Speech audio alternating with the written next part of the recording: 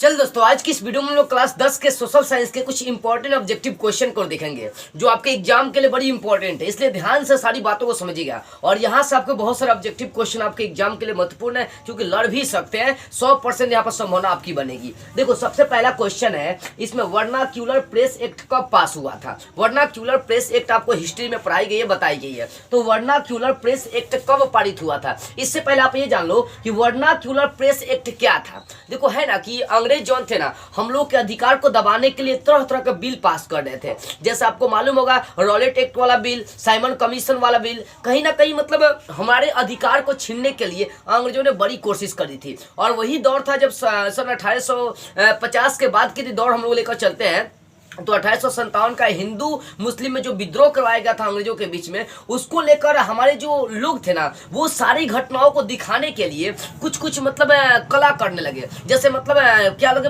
Press का नाम सुने ना, प्रेस का मतलब छापने वाला, अखबार छापने वाला, मीडिया जिसको हम लोग कह सकते हैं। आज तो मीडिया जो है ना, सामने लाइव टू लाइव दिखाती है। पहले प्रेस जो था ना, अखबार में छापा करता था, समझ में हुआ। तो प्रेस जो होता है ना, प्रेस जो प्रेस था, वो सोचा क्या कि क्यों ना जो अंग्रेज हम पर जुल्म कर रहे, अत्याचार कर रहे, उन अंग्रेजों के जुल्म को दिखाई जाए पूरी दुनिया को।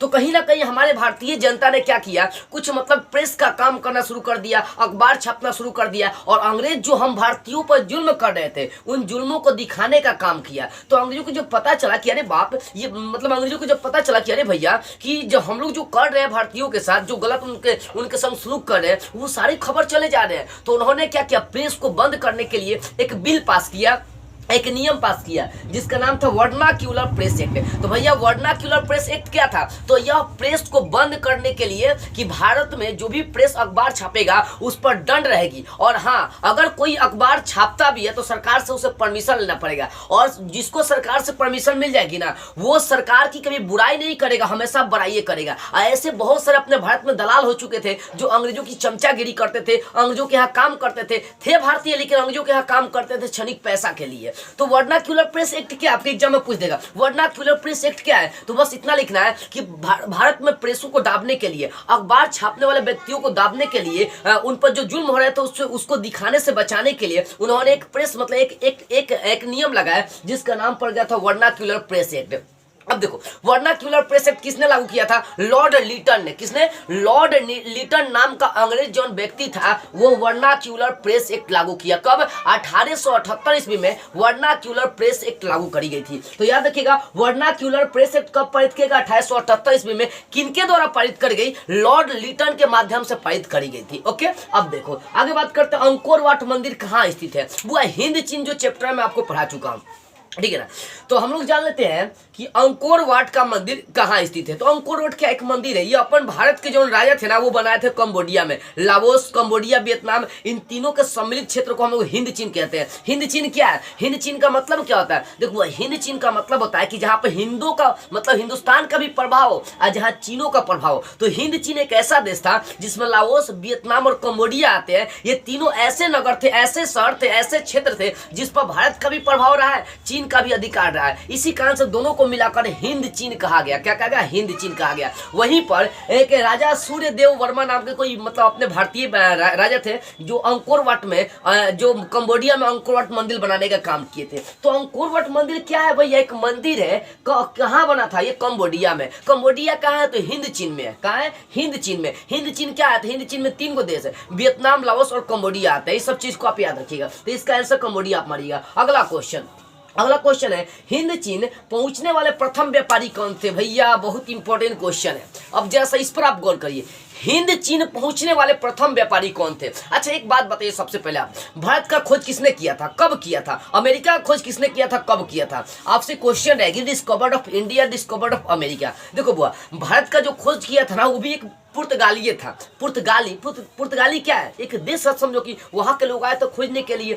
तो कहीं ना कहीं भारत का खोज वास्को डी गामा नाम का वैज्ञानिक 1498 ईस्वी में किया था। कब किया था, 1498 ईस्वी में वास्को डी गामा नाम का एक व्यक्ति ने किया था। वो भी क्या था, पुर्तगाली था। और हिंद चीन, जहां पर हिंदुस्तान का भी प्रभाव और चीन का भी प्रभाव रहा, वहां पर सबसे पहले व्यापारी के रूप में किसने आया, तो सबसे पहले वहां व्यापारी के रूप में पहुंचा था पुर्तगाली, और उसके बाद पुर्तगाली लोग वहां व्यापार तो किए, लेकिन वहां पर शासन जमा नहीं पाए हिंद चीन में। हिंद चीन में शासन जमाने की बात आएगी तो फ्रांस आएगी, क्योंकि फ्रांस ने हिंद चीन पर अपना कब्जा कर लिया। क्योंकि हिंद चीन क्या था ना, वहां हिंदुस्तान चीन सबका प्रभाव रह चुका था। उसके बाद फ्रांस ने व्यापार के माध्यम से हिंद चीन को अपने कब्जे में ले लिया। ससुरी गया, बोला कि हम व्यापार करेंगे, जैसे इंडिया में अंग्रेज आए, इंडिया में अंग्रेज व्यापार करने के माध्यम से ले ससुरी कहीं के यहाँ हम लोग को गुलाम बना लिए। हम लोग क्या किए, गुलाम बना लिए। देखो वो अपने देश इंडिया की बात करते हैं तो लगभग ईस्ट इंडिया कंपनी की स्थापना 1600 ईस्वी के आसपास हो गई थी। ईस्ट इंडिया कंपनी के माध्यम से ही अंग्रेजों ने हमें गुलाम बनाया।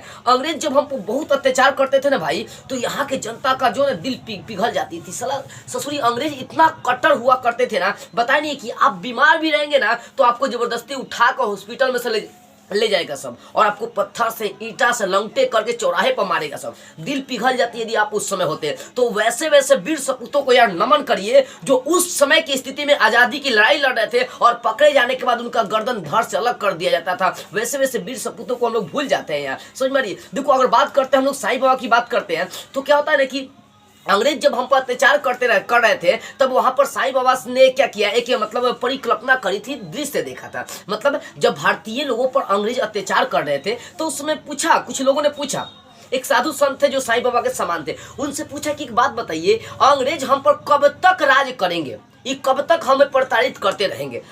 उस साधु के संग भी जो साईं बाबा के समान थे, उसके संग अंग्रेज भी बड़ी छल कपट किए थे, बड़ी उनको मारते थे, पीटते थे। यदि उनकी बात करते हैं तो एक बार एक अंग्रेज क्या किया, बोला कि ये साधु ठगुआ है, ई है, ऊ है, और उनको मारता भी है। 2-4 चमेटा साधु को साईं बाबा के समान थे, हो सकता है वो साईं बाबा ही हो, समझ में आ रही बुआ, तो उनको मारता पीटता है। उसके बाद वो एक फोटो लेकर चला जाता है साईं बाबा का। जब वो लेकर चला जाता है और अपने घर में टांग देता है, तो सोते समय वो देखता क्या है कि साईं बाबा उस फोटो के अंदर चल रहे हैं। साला अंग्रेज सुन कर चंबुक रह जाता है कि भाई ये कौन सी बात हुई, फोटो के अंदर कोई इंसान, साधारण इंसान नहीं चल सकता है। तो अंग्रेज को भी मानना पड़ता कि वो जो साधु था वो रियल में कोई भगवान था, और वो भगवान साईं बाबा थे। तो अपने भारतीय जनता ने पूछा भगवान साईं से कि बताइए हम लोगों पर कब तक इस ससुरी अंग्रेज अत्याचार करेगा। साईं भगवान क्या करते हैं, दिव्य दृष्टि से देखते हैं और देखते हैं कि एगो बूढ़ऊ है जो लाठी लेकर जल्दी जल्दी चलते आ रहे हैं।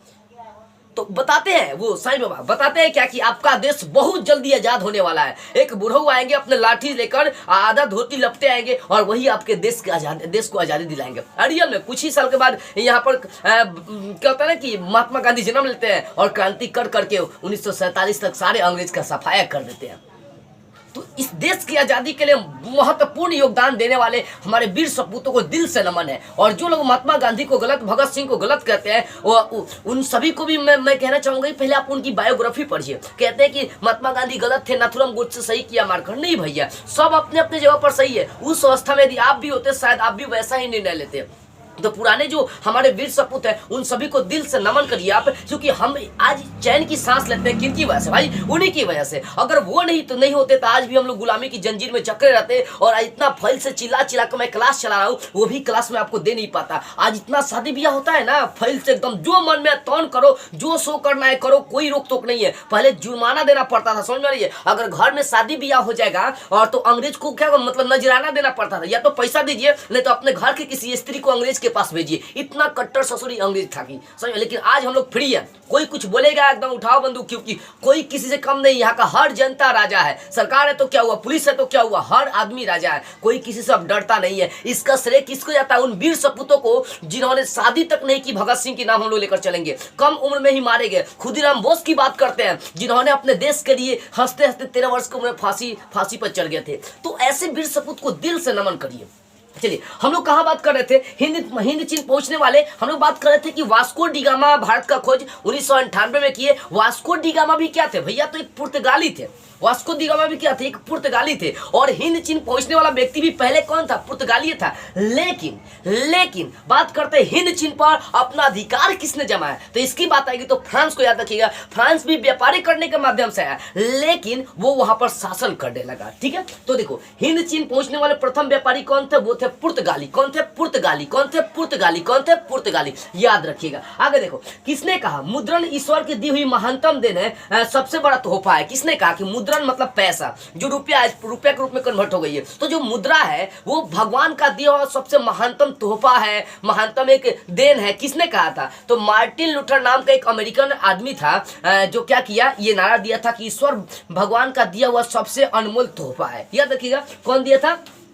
Martin Luther. ये जाति भेद के प्रति जो थे ना बड़ी सजग थे, और ये रंग भेद वाली नीति को नहीं मानते थे। जैसे अमेरिका में रंग भेद की नीति चलती थी, काले गोरे के बीच भेद करी जाती थी। काले गोरे क्या मतलब, क्या ना कि रंगों के आधार पर भेदभाव। वहां पर अमेरिका में दो टाइप के लोग हैं, गोरे भी है काले भी है, गोरे भी है काली भी है। जैसे अफ्रीका में पूरा करिया करिया आपको लोग दिखाई देगा, तो मुंह सुखल सुखल, सही है बुआ। तो अमेरिका में रंग भेद की नीति चल रही थी, उसको मानने वाले मार्टिन लूथर किंग थे कि नहीं, रंग भेद की नीति किसी काबिल नहीं है, सही है बुआ। तो जाति भेद को ये नहीं मानते थे, रंग भेद को भी नहीं मानते थे। रंग भेद वाली नीति क्या? तो रंग भेद एक ऐसी नीति है जिसमें रंगों के आधार पर जनता का विभाजन किया जाता है और उन्हें प्रताड़ित करी जाती है। अब गोरे लोग अपने आप को समझते हैं कि बाप रे बाप, हम तो एकदम हम सुंदर है, हमको भगवान सुंदर बनाए। अरे भगवान तुमको सुंदर बनाया है और उसको ब्लैक बनाया है, तो उसके पीछे कोई ना कोई रीजन होगा। भगवान कृष्ण भी करिए थे, इसका मतलब क्या उनको सब नकारे दिया, सब सारा गोकुलवासी उन्हीं पर दीवाना हो गया था, भगवान कृष्ण पर। तो काले हैं तो क्या हुआ, दिल वाले हैं, याद रखिएगा, ठीक है। तो हम लोग कहाँ थे? हिंद चीन पहुंचने वाला प्रथम व्यक्ति कौन था? पुर्तगाली थे। आगे बात करते हैं, किसने मुद्रण, किसने कहा कि मुद्रण ईश्वर की दी हुई सबसे महानतम देन है, सबसे बड़ा तोहफा है? किसने कहा था? मार्टिन लूथर नाम के वैज्ञानिक ने किया था। मतलब मार्टिन लूथर कहाँ के? अमेरिका के रहने वाले थे, ये रंग भेद नीति को नहीं मानते थे, समझ हुआ। मतलब कहने का मतलब क्या है कि काला है तो हम उनके संग भेदभाव ज्यादा नहीं करनी चाहिए। सारा इंसान प्रेम करने के लिए बना है। इंसान किस चीज के लिए बना है? प्रेम करने के लिए। अगर उससे हम प्रेम नहीं करेंगे और उससे घृणा करेंगे तो क्या फायदा? अच्छा एक बात बताइए, प्रेम है क्या? प्यार क्या है? What is love? अब अपने तरीके से आप जवाब दीजिएगा। किसी लड़का को या लड़की को अट्रैक्ट कर लेना प्यार कहलाता है? नहीं यार, दुनिया के हर कण कण में प्रेम छुपा है। आप सबसे सुबह उठ के पढ़ने जाते हैं, वो भी प्रेम है। आप टाइम से कोचिंग चले जाते हैं, वो भी प्रेम है यार। आप टाइम से रोज पढ़ने बैठ जाते हैं और 10 बजे 12 बजे रात तक पढ़ते हैं, वो भी प्रेम है। एक माँ अपने बच्चे को सुबह उठकर सबके करते तैयार करते स्कूल भेजती है, वो भी प्रेम है। आपको जब बुखार उखार लग जाती है ना, तो आपकी माँ रातों भर सेवा करती है। क्या है यार, ये सब तो प्रेम ही है। प्रेम सृष्टि के हर कण कण में छुपी है। आपको ठंड लग रही है, कपड़े पहनते हैं, वो भी प्रेम है, क्योंकि प्रेम नहीं होती तो आप कपड़े नहीं पहनते। दुनिया का सृष्टि जो ना, दुनिया का हर चीज प्रेम पर ही आश्रित है। अगर प्रेम नहीं होगा नहीं जाएंगे। एक भैंस को, एक गाय भैंस की अगर बात करते हैं, उसके पास जाइएगा, उसको तन में सुगरा दीजिएगा ना, तो वो बैठ जाता है, सो जाता है। क्या है? वो सब प्रेम है। किसी इंसान को कोई मार दे, आपके भाई को कोई मार दे, तो आपसे देखी नहीं जाती, वो भी क्या है यार, एक प्रेम है, प्रेम है। दुनिया के बोलेंगे हर कण में प्रेम छुपा है। आप कोई चीज बनाते हैं, क्या है? प्रेम है। आप कुछ बन जाते हैं, आईएएस बन जाते हैं, कलेक्टर बन जाते हैं, डॉक्टर इंजीनियर बन रहे, तो क्या है? वो भी तो प्रेम ही है ना।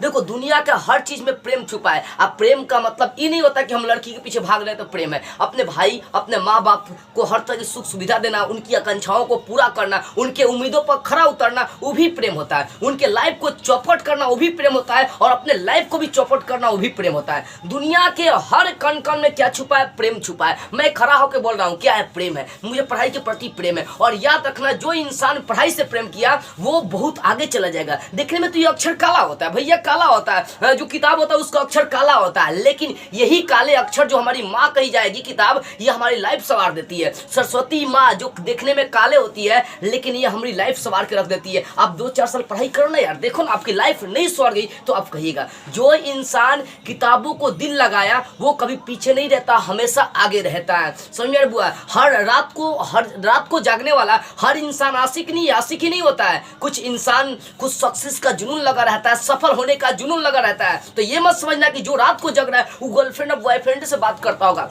हो सकता है उससे किताबों से प्रेम हो गया हो सकता है उससे अपने लाइफ को आगे बढ़ाने से प्रेम हो गया हो। तो भैया मैं आपको इतना बताना चाहूंगा कि दुनिया का हर कण कण किसमें छिपा है? प्रेम में छिपा है। आज दोनों पल रहा बराबर इस दुनिया पर, शैतान इंसान दोनों है, मानवता भी है, सब चीजें किसकी वजह से? प्रेम की वजह से ही तो है। कोई किसी को काटने चले, क्या हम लोग देख सकते हैं? कदापि नहीं देख सकते हैं।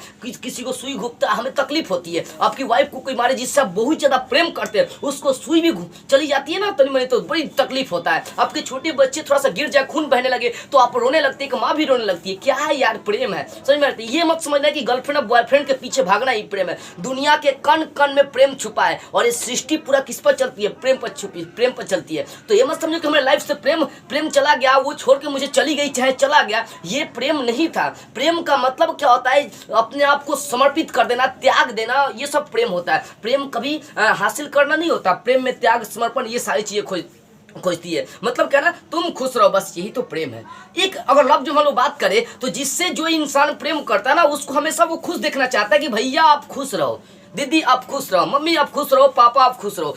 हमेशा सच्चे प्रेम में क्या होता है, त्याग समर्पण होती है भैया, यही प्रेम होता है। तो प्रेम का मतलब ये मत समझना कि वो चली गई चाहे चला गया, या उसको ग्रीटिंग कार्ड दे दूंगा या नहीं दूंगा तो प्रेम हो जाएगी, ये गलत बात है। या उसके सामने एकदम सुंदर कपड़ा पहन कर चलाऊंगा तो भी प्रेम हो जाएगी, ये प्रेम है? ये तो फालतूस चीजें है। तुम्हारी माँ बाप जो पोस पाल के इतना बड़ा किए हैं, और वो जब तुम्हें नाखुश देखते होंगे तो उनको दिल पर कितना चोट पहुंचता है, वो भी तो एक प्रेम है ना है। तो तू ऐसा काम मत करो, कोई छोड़कर चला गया तो चली गई, उसके लिए हाथ फाड़ लो और नाक काट लो, तो काट लो नाक, किसका बिगाड़ोगे? अपना बिगाड़ोगे। काट लो हाथ, फाड़ लो हाथ, मार लो ब्लेड, किसका बिगाड़ोगे? अपने माँ बाप के लिए कभी हाथ काटे हो क्या? एक गर्लफ्रेंड बॉयफ्रेंड के लिए अपने हाथ काट कर लिखते हो ILU, क्या बात है? इलू लिखने पर चल दिए रहते हो क्या यार? कितना हम लोग देखो, दुनिया के हर चीज में प्रेम छुपा है। प्रेम की कोई परिकल्पना ही नहीं कर सकता है। प्रेम ही एक मतलब प्रेम से अभी तक कोई बचा भी नहीं है, भगवान से लेकर सब सृष्टि में गया मतलब प्रेम छुपा है। प्रेम की बात करते हैं तो शाहजहां और मुमताज की बात लेकर चलिए, प्रेम की याद में ताजमहल बना दिया और गरीबों को प्रेम को मजाक बना कर रख दिया ससुरी। समझ बुआ? तो दुनिया के हर कण कण में क्या छुपा है? प्रेम छुपा है। ठीक है, अच्छा एक और बात कर लेते हैं, क्या विद्यार्थी को रियल में प्रेम करनी चाहिए? अगर विद्यार्थी को बात करते हैं ना, तब वह इस सब चीज से दूर रहना। प्रेम करना है तो गर्लफ्रेंड्स बॉयफ्रेंड से नहीं, अपने किताब से प्रेम करो, इन काले अक्षर वाले किताब से प्रेम करो, ये तुम्हारी लाइफ संवार लेगी। जिस दिन तुम सक्सेस हो जाना ना, उस दिन तुम प्रेम करना, एकदम खुले छूट से प्रेम करना, जो मन में वो करना। लेकिन अभी पढ़ाई को अपनाना, ये पढ़ाई तुम्हारी लाइफ बना सकती है। तो पढ़ाई के पीछे भागो, अभी गर्ल्स के पीछे नहीं, गोल्स के पीछे भागो। Girls no goals, goals no goals, अभी गर्ल्स नहीं गोल्स, अभी बॉयज नहीं गोल्स, गर्ल्स नहीं गोल्स, इस सब चीज पर फोकस करो। एक विद्यार्थी को अभी सब झांसे में नहीं आनी चाहिए, तो लाइफ बर्बाद होने में तनिको टाइम नहीं लगने वाला है। पहले अपने गोल को अचीव कर लो, उसके बाद ये सब झंझाल में सब कह ना तुम पढ़ते रहना, कोई दिक्कत नहीं है। ठीक है, आगे देखो हम लोग कहाँ थे, यहाँ पर देखो किसने कहा था मुद्रण ईश्वर के दिए महानतम देने और सबसे बड़ा तोहफा है? Martin Luther. किसने? मार्टिन लूथर ने कहा था। अगला क्वेश्चन, आर्थिक मंडी की शुरुआत कब हुई थी? भैया आर्थिक मंडी की शुरुआत 1930 से हुई थी। हालांकि 1929 से चल रहा था, लेकिन 1930, अगर 1930 ऑप्शन नहीं होगा तो 1929 मारिएगा, अगर 1929 30 दोनों होगा तो 1929 मारिएगा। 1929 का आर्थिक मंडी का क्रांति है, समझ मारी हुआ? तो 1929 ही हम लोग लेकर चलेंगे। तो आर्थिक मंडी होता क्या, पहले ये समझ लो।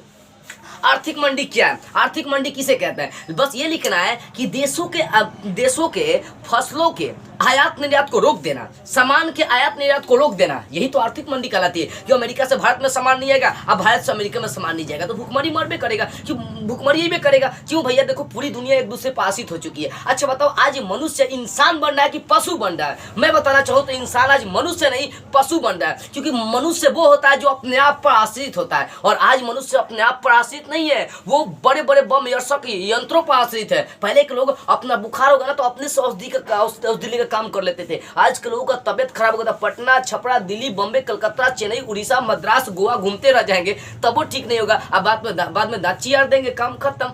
तो आज मनुष्य किस ओर बढ़ रहा है? पशुता की ओर बढ़ रहा है, वो इंसानियत और मनुष्यता की ओर नहीं बढ़ रहा है आज मनुष्य। तो आर्थिक मंडी क्या है? तो आयात निर्यात रोक देना, देशों के आयात निर्यात को रोक देना आर्थिक मंडी कहलाती है। कब लागू हुआ था? 1929 में लागू हुआ था, रखना 1929 में। अगला क्वेश्चन, एशिया का सबसे बड़ा परमाणु विद्युत गिरी कहाँ है?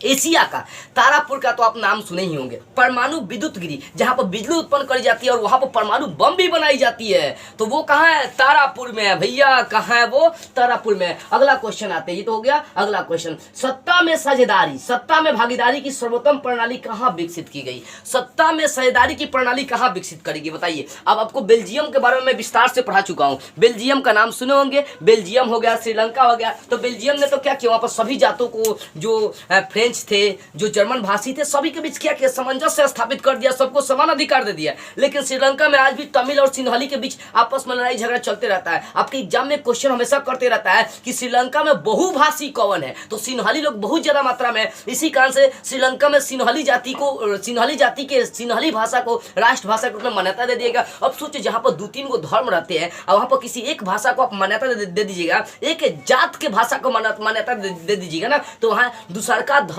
का दिल टूट जाएगा। अगर इंडिया में क्या ना, उर्दू को भी राष्ट्रभाषा की मान्यता दी गई है, हिंदी को भी राष्ट्रभाषा की मान्यता दी गई है, संस्कृत को भी राष्ट्रभाषा की मान्यता दी गई है। हिंदी प्रथम नंबर पर आती है, उर्दू 2 नंबर पर आती है। तो हम लोग जो है ना, सभी के बीच सामंजस्य स्थापित करना चाहते हैं, कौन को छोट बड़ा दिखाना चाहते हैं। लेकिन श्रीलंका जो 1948 में आजाद हुआ था, हम लोग का देश इंडिया 15 अगस्त 1947 को आजाद हुआ था। ठीक उसके एक साल बाद 1948 को श्रीलंका आजाद हुआ था और श्रीलंका में तमिल और सिन्हली ज्यादा थे तो उन्होंने सिन्हली भाषा को राष्ट्रभाषा दे दिया। तमिल लोगों का दिल टूट गया और उनके बीच क्रांति होते रहा जिसके कारण से राजीव गांधी को मरना भी पड़ा था, संजय गांधी को शायद मरना भी पड़ा था। ठीक है, देखो तो सत्ता में भागीदारी की सबसे अच्छा प्रणाली कहाँ देखी जाती है? ये बेल्जियम में देखी जाती है। बेल्जियम में अनेक धर्म के लोग रहते हैं, अनेक जात के लोग रहते हैं, फ्रेंच, डच भाषी, जर्मन भाषी, लेकिन क्या क्या यहाँ के लोगों ने मिलजुल कर सबको समान अधिकार दिया और देखो आज एकदम बल्ले बल्ले वो देश है। तो सत्ता की भागीदारी सबसे ज्यादा मात्रा में कहाँ देखी जाती है? बेल्जियम में देखी जाती है।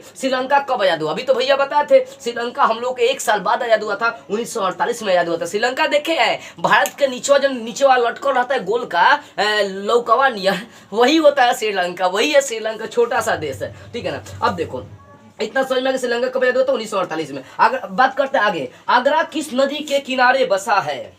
अब इसका जवाब आप दीजिए कि आगरा किस नदी के किनारे बसा है। आगरा किस नदी के किनारे बसा है? चलिए मैं बताता हूं। आगरा मालूम है? आगरा में एक और सबसे फेमस चीज है, नाम सुने होंगे, ताजमहल का। भाई ताजमहल का इतिहास तो बड़ी दिल छू लेने वाली रही थी। कभी मौका मिले तो उत्तर प्रदेश के आगरा में जाइए, वहां पर ताजमहल है, दिल छू लेने वाली चीज है। वो किसकी निशानी है? प्रेम की निशानी है। शाहजहां का तो नाम सुने होंगे, जो जहांगीर का बेटा था और अकबर का पोता था। शाहजहां किसका बेटा? जहांगीर का। और किसका पोता था? अकबर का पोता था। शाहजहां के बेटा का नाम औरंगजेब था, जो क्या किया, ताजमहल बनने के बाद शाहजहां को मार के हटा के राजगद्दी हासिल कर दिया था। ससुरी अपने में लड़ता था, सब अपने बाप को मार के हटा देता था लोग और राजगद्दी हासिल कर लेता था लोग। ऐसा मुस्लिम में कट्टर था शाहजहां, अकबर, जहांगीर, ये सब जौन हुआ था लोग अपने में लड़ के शासन को हासिल कर रहा था लोग। और राजतंत्र में ये सब चलबे करता, लोकतंत्र में ना चलता। कोई जबरदस्ती किसी को हटा नहीं सकता है। जब तक वो जनता के निर्णय में गिरेगा नहीं तब तक वो हट नहीं सकता है। तो ताजमहल का इतिहास थोड़ा सा हम लोग चर्चा कर लेते हैं। देखो वो हम लोग बात करते हैं, शाहजहां का नाम सुने होंगे। शाहजहां को एक लड़की पसंद आ गई थी, इसका नाम था मुमताज। वो उससे शादी किए और शादी करने के बाद मालूम है 14 को बच्चा पैदा किए थे। किससे?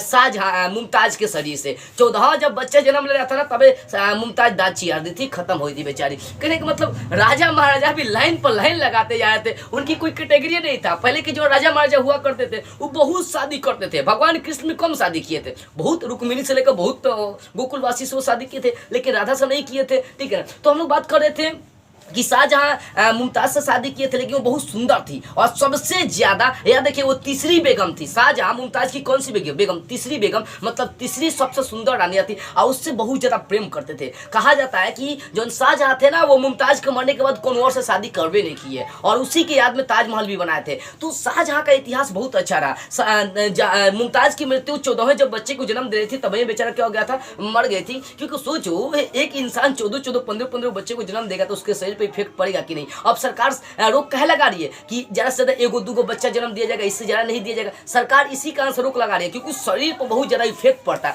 तो शाहजहां की जो पत्नी थी मुमताज, वो 14 बच्चे की मां बन गई थी। 14 जब बच्ची जन्म ले रही थी तो वो मर गई। आज जो 14 बच्ची जन्म ली थी उसके शरीर से वो 78 साल जीवित रही थी। कितना साल? 78 साल। जब मर गई ना तो वहां पर मुमताज बोली थी कि आप मुझे प्यार की निशानी क्या देंगे? बोला ये शाहजहां बोला कि मैं ऐसा दूंगा कि पूरी दुनिया याद रखेगी। रियल मकबरा बनाया और वो का बनाया, मकबरा के जगह पर ताजमहल बनाया। और ताजमहल बनाने की यदि हम लोग बात करते हैं तो ताजमहल में याद रखिए सीमेंट का प्रयोग ना करी गई है, उसमें संगमरमर का पत्थर यूज करी गई है, बहुत सारे लकड़ियों का यूज करी गई है। और एक बात और आप याद रखिएगा, ताजमहल वो किस नदी के किनारे है? तो यमुना नदी के किनारे बनी है। यमुना नदी क्यों बनाई गई है? इसके पीछे का रीजन है, उसमें बहुत सारे लकड़ियों का उपयोग करी गई है और वो ऐसा लकड़ी है जिसमें अगर नमी रहेगी ना तो वो ताजमहल, वो लकड़ी कभी खराब नहीं हो सकती है। याद रखना, जिस दिन यमुना नदी की पानी सूखने लगेगी ना वो दिन ताजमहल भी क्या हो जाएगा, कमजोर पड़ जाएगा, वो भस जाएगी। जब भी कभी भूकंप आती है ना तो याद रखना कि 4 गो क्या है ना मीनार बना हुआ है ताजमहल के, हेने आगे पीछे। तो क्या ना वो मीनार बनाने के पीछे का रीजन क्या है कि भूकंप आंधी पानी आएगा ना तो कभी वो ताजमहल पर प्रभाव नहीं डालेगा। मीनार गिर जाएगा लेकिन वो कभी वो ताजमहल पर इफेक्ट नहीं पड़ने वाला है। क्योंकि देखो आज पुराना हो गया है, ये कब की बात चल रही है? तो 1630-31 की बात हो रही है, उसी समय से ताजमहल बनना स्टार्ट हुआ था। आज तक देखो ताजमहल है दुनिया का सबसे फेमस मकबरा में गिनी जाती है। ताजमहल आगरा का जो उत्तर प्रदेश में पड़ता है, समझ में, तो वहाँ 4 गो स्तंभ बने, भूकंप आने से ज्यादा प्रभाव नहीं पड़ेगा। हाँ, उसका मीनार तक गिर सकता है लेकिन उस पर प्रभाव नहीं पड़ेगा, ताजमहल पर कोई प्रभाव नहीं पड़ेगा क्योंकि मीनार तो फिर उठ सकती है। मीनार की ऊंचाई कितनी वहां की है? लगभग 40 फीट ऊंचाई मीनार की है। ठीक है ना। तो मतलब क्या ना कि जब मीनार बनी थी तो उसमें संगमरमर की पत्थर यूज करी गई है, लकड़ी यूज करी गई है, और वो भी व्हाइट संगमरमर मतलब उजला संगमरमर लगाई गई है। ताजमहल आप देखे हैं कभी? नहीं हो तो जाइए ना उत्तर प्रदेश के आगरा में, आपको दिखाई देगा, वहां पर देखिए, घूमिए। वहीं पर शाहजहां, उनकी बेगम जो मुमताज थी, उनकी भी दोनों का कब्र बनी हुई है, दोनों आपको वहां पर देखने को मिल जाएंगे। वहां पर लिखा है दोनों का मृत्यु की, इनका मृत्यु यहाँ से यहाँ तक हुआ था, यहाँ से यहाँ तक हुआ था। समझ हुआ? इसके पिछले वाले साल में गया था इलाहाबाद में घूमने के लिए गया था, तो वहां पर मैं नहीं जा पाया था, लेकिन इस बार जरूर जाऊंगा वहां घूमने, क्योंकि मेरी भी उत्सुकता बनी है। सिर्फ मैं उसके बारे में पढ़ा हूं, लेकिन अभी तक रियल में देखा नहीं। ठीक है।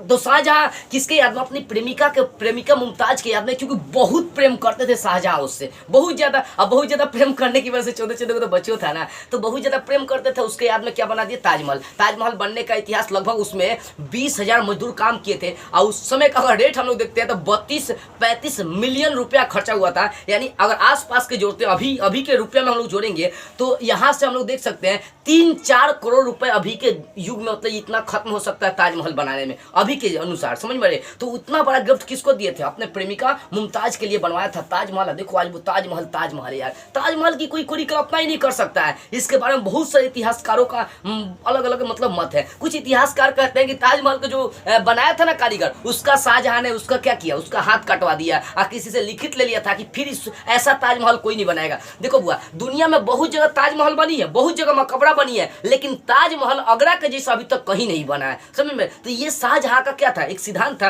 कि जिससे बनवाया उसका हाथ कटवा लिया, तो उससे लिखित ले लिया कि अगर कोई ऐसा ताजमहल बना दिया ना तो उसको जीवित नहीं छोड़ी जाएंगी। पहले के राजा कट्टर हुआ करते थे भाई, एकदम हमारे विरुद्ध काम करेंगे, आपका गर्दन धड़ से अलग, जनता का कोई इज्जत नहीं था। तो वो था शाहजहां। लेकिन क्या हुआ ना, ताजमहल कब से बनना स्टार्ट हुआ? 1931 से 1932 में स्टार्ट हुआ था, 1948 में खत्म हुआ। लेकिन उसके आसपास बगीचा बनाने को लेकर 1953 तक क्या 1653 तक खत्म, मतलब पूरा ताजमहल बनकर संपूर्ण हो गया था। यानी इस ताजमहल बनने की क्रिया 1631-32 से शुरू हुआ, जाकर 1948 में ताजमहल बन गई। लेकिन उसको सजाने को लेकर, बाग बगीचे को लेकर लगभग लग गया था 1653 ईस्वी तक। मतलब क्या हो गया था, वो ताजमहल पूरी तरह से बन गया था। आज 1653 में बना ताजमहल, आज 1654 में उसका बेटा औरंगजेब ने क्या किया? उसको हटा दिया, मार के हटा दिया, उसको जेल में कैद कर दिया। किसको? शाहजहां को कैद कर दिया, और खुद राजपाट को ले लिया। समझ हुआ? तो भी है अकबर का पोता कौन था? तो यही था, शाहजहां था। और ये कौन था? तो परपोता था, जिसका नाम था औरंगजेब। तो ये सब चल रहा था। जहांगीर का बेटा कौन था? शाहजहां था।